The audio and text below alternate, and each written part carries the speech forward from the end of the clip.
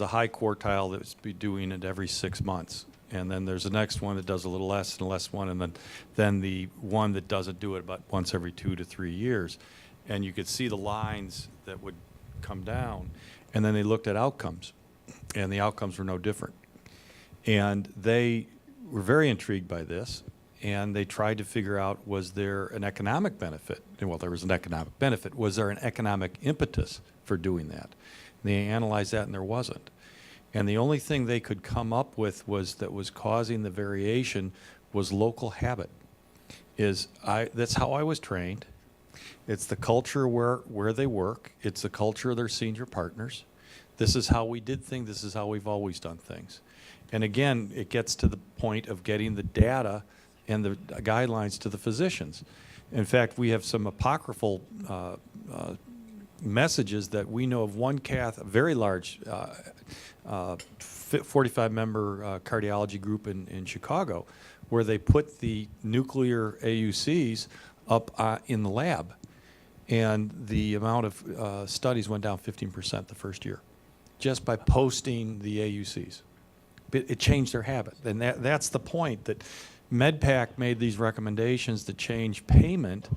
And you saw what happened in the 2010 fee schedule came out with cardiologists across the nation. You mess by that little bit, you flip it, and all of a sudden 50% of your private practices move into the hospital. But when a physician sees their data, they work on their data. And that's the only study I know that looked at that type of thing.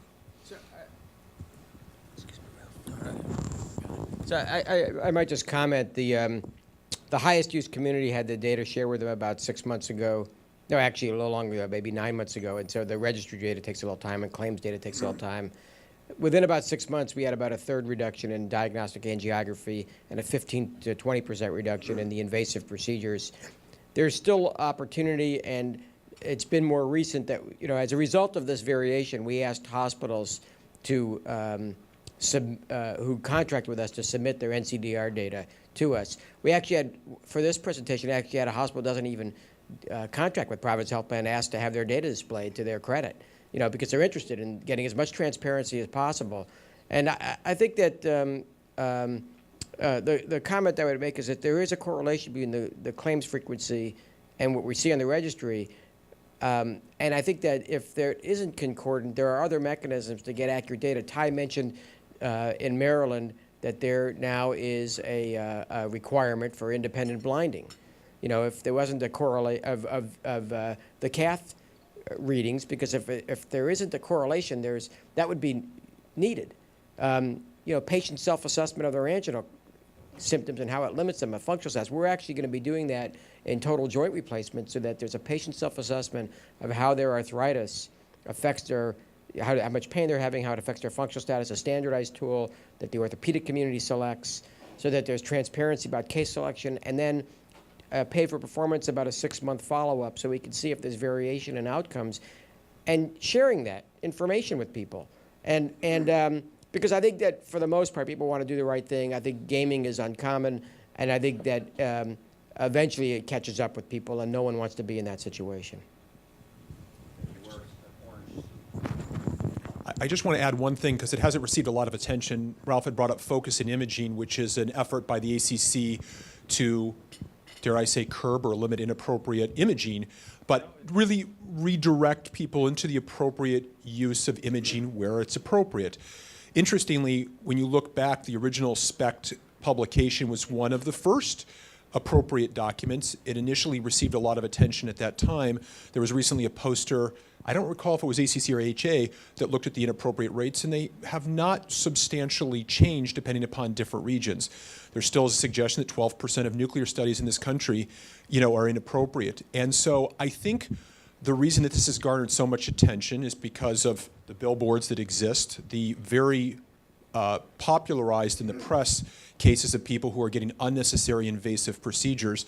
We forget about exposure to radiation, what is gained by that, and this brought up sort of the value of what is the value of these types of things. We were laughing at the table that people talk about nobody getting treadmill stress tests anymore without imaging. It's just almost unheard of. I'm not saying that's at all right, and we were laughing about that, but there are places that don't even offer that as a means to be able to risk assess people. I just think that we're at a time now where we're talking about coronary revascularization, but hopefully this is really just a call to action for really reassessing appropriate use for lots of the things that we do. And I just think we have to not forget about other quality initiatives that are, at least the ACC is trying to address concurrent with that.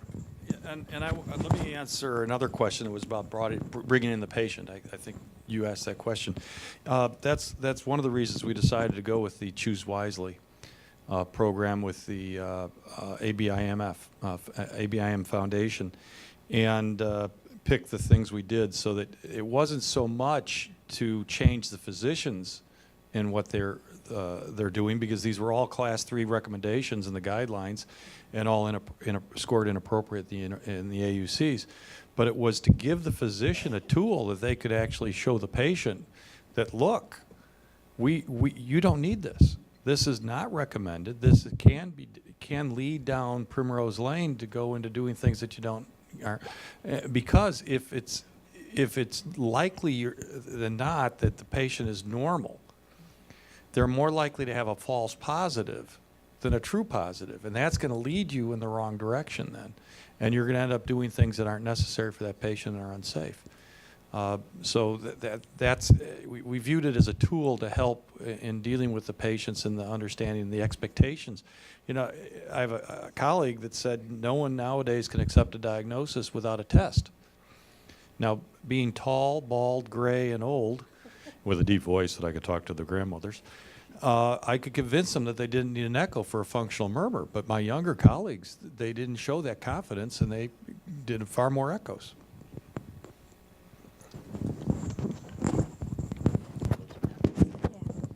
So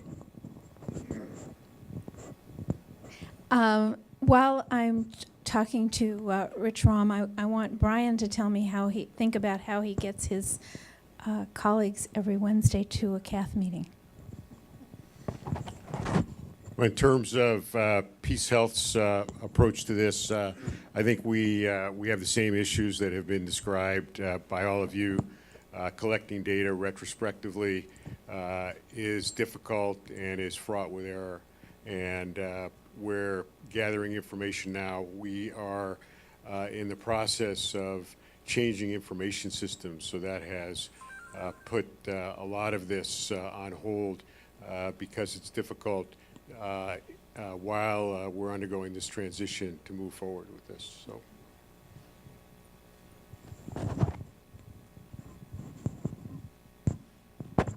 There was talk about how long it takes to kind of go down the appropriate use criteria and determine whether it's appropriate or not. My partner actually has an app, and I actually texted him while I was sitting here, and it's called Appropriate PCI that he got from a phone app store, and he uses it not only in the cath lab, and he gets the answer in 10 seconds, but he actually shows it to patients who are coming and wanting a procedure and demanding a procedure, and he just puts it on his phone and he says, not appropriate.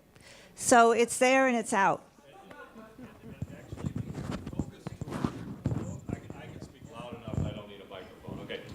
Focus tool actually does that for imaging stress testing, and what it does is it gives you whether it's appropriate, uncertain, or inappropriate. You're allowed to continue and do the study. It doesn't tell you you can't do the study, but it tracks how you score. And if you're in that range of 8 to 12%, you're doing probably pretty good. You're 20%. It directs you to things in the lifelong learning portfolio that Ralph said, that helps you to do a module that you'll get some MOC credit. You're still 20 or you're drifting to 30, you get local peer review, peer pressure. You're drifting now to 40 or you're not getting any better, then you get international peer pressure, peer education. And eventually, if you're still not changing, then that's when the RBM may come in and say you have to pre-certify on all your tests. But the idea is tracking and giving the physician, and what we're seeing is the physicians get down to a point that's a reasonableness. The other thing is when the ICDs came out, I handed to, I'll use United Healthcare, Reed Tuckson, who's the Chief Medical Officer for all United. He got up in front of a huge AMA conference because we were getting hammered. And he said 24% inappropriateness. And he looked around at all the other specialists and said, how many of you get near that? that you guys are probably running 50 to 60%, and the ACC has done the stuff, put themselves on the line, they've made the measurement, now you can improve. And so, not that their AUCs, it got mixed up a little bit, but you know, I think it's nice that he made that comment, but now we can improve. We got the data, and we can make things, and hopefully move that, like I said, in a focus type tool. I would not argue, but just there's a huge assumption that one, the data is accurate, and if it's accurate, it's successful. And you know, if you write on the stress test that it's abnormal, it's considered unavailable. So you need to go and say positive and what the actual, you know, risk stratification is. And I would say 1 out of 50 stress tests actually addresses that. So one of the things that I was thinking is, how can we start incorporating it into, you know, we're ICAL and ICANL certified in both our echo and our nuclear labs. Can we start incorporating the scores into our reports and make sure those get to you? I had to learn about the scoring. I'm as guilty as anybody here. I'm old, you know. I mean, when I learned to do nuclear stress testing, the Duke scores weren't out. You know, and I never really thought about calculating them. And the NCDR is instructing us as abstractors. They're saying, well, if you feel like you're competent and can interpret the stress test, go ahead. I mean, you know, am I going to do that? You know, Especially if you don't have it. or I'm going to chase down the cardiologist to answer a query and then maybe get it back in a month when I'm at my deadline. I mean, it's a. So we need to do a better job. Just. Hello, my name is Mike Wilson, and whereas I hate the word champion, I think it's important to emphasize the need for each institution to have a person that helps facilitate the education and the program development for AUC. I've been doing it for 1.5 years at St. Vincent, and one of the very first things we did to get started was to incorporate stress test risk scoring into all our reading stations, nuclear stations, echo stations, Duke scores on plain treadmill tests. It's just a basic piece of the, you know, the 4 bits of information you need to try to get AUC. So I think that's important. But it's not just a form, it's not just a tool, it's an educational process. And I think this means that, you know, the doctors have to learn about some of the details of the AUC. And, you know, there's 180 different components in some cases, and it's important to break down the details. I think that's best done with case reviews, and the case review process is often overlooked. We've started a program where once a month we go through randomly selected cases, 10 to 15 cases, some diagnostic, some interventional cases. I brought in internal medicine, the hospitalist representative into the team. He's actually, Timo Digert's actually reviewing 5 cases tonight, preparing for our meeting tomorrow. And by going through the anatomy and individual case scenarios and then putting that against the AOC criterion, I think you really get a good sense of some of the individual variation decision making. It really helps focus your attention. And I also think that putting these pieces in the cath lab, like having the charts and having the tables is important. I would worry in some cases when we started doing this that some doctors, they learn about the AUC, they were afraid to do angioplasty. So you have to worry a little bit that it can go the other way, where doctors are timid and afraid to do a lesion that really should be treated to help a patient. So I think that's why having a physician facilitator who can, you know, they can be called and say, hey, do you think, can you look at this case, is this appropriate? What do I do next time? I think it's very helpful.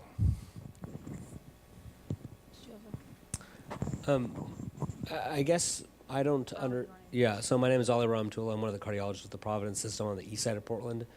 And I guess as someone who is young enough that they've grown up with computers throughout the entire sort of medical school, residency, fellowship, practicing, I guess I feel like technology is holding us a little bit back here, and I don't understand why.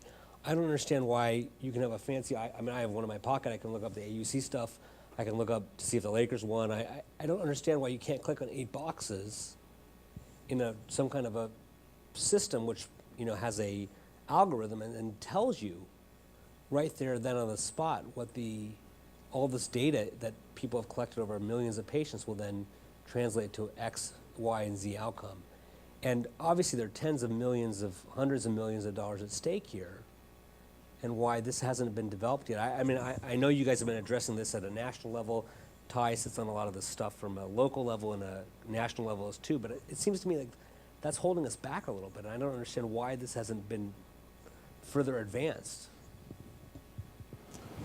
I'll throw another thing is why could we do DICOM and standardize how we're reading and sending images back and forth amongst cardiology and radiology, but we can't get interconnectivity on the EHR. All right, I want to do an editorial comment, and then I'm going to turn it back over to you guys. I wanted to be sure to thank all of you who came tonight and to remind the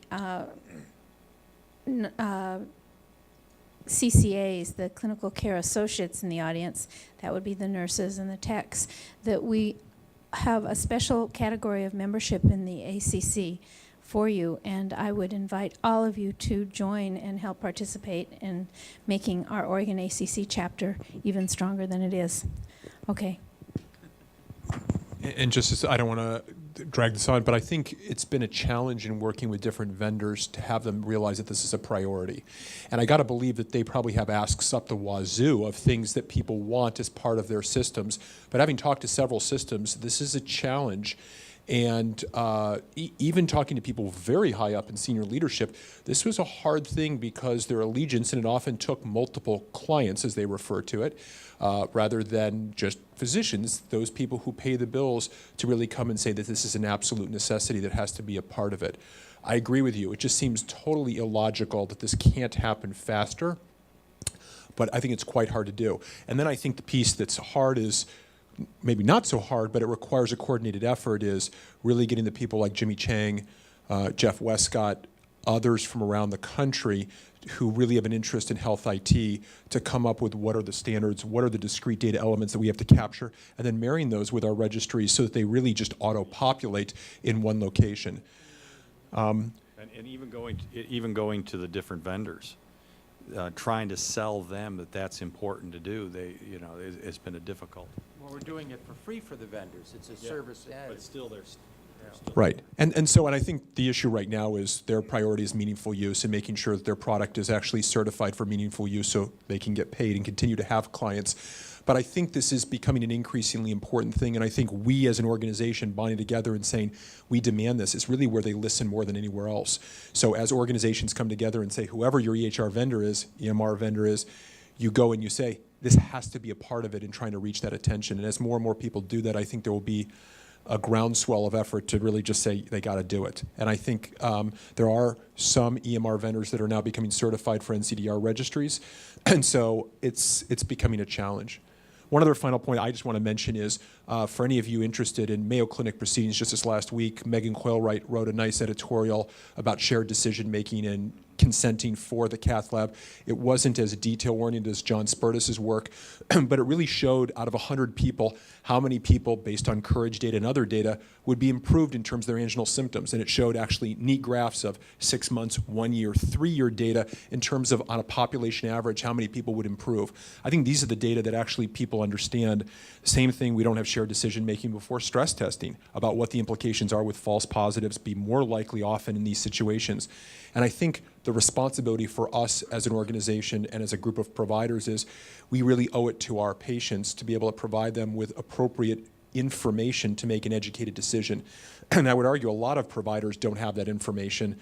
A lot of patients by default don't have that information. There was a recent survey that just got published looking at 473 people. It was comparing actually information about prostate screening and the understanding for cath, for PCI electively, and still about 73% of people were under the impression that elective PCI improves their mortality or reduces the risk of MI. So there is a marked difference in what is perception and reality out there, and I think we don't do enough to dissuade that misinterpretation. So I think it's time to thank you all for coming tonight. Those of you who want to stick around and chat with the group, I'd welcome you to. I'm going to have Alan Morash, who's our exec, send out a little survey monkey, and I'd really love your feedback on what you thought was positive about this, helpful, how you would do it different, what other topics you'd like to learn about.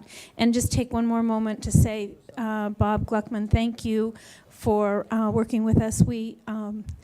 We're really a team, and the team is going to be the hospital and the physicians and the payers and of course, the patients. So thank you all for coming.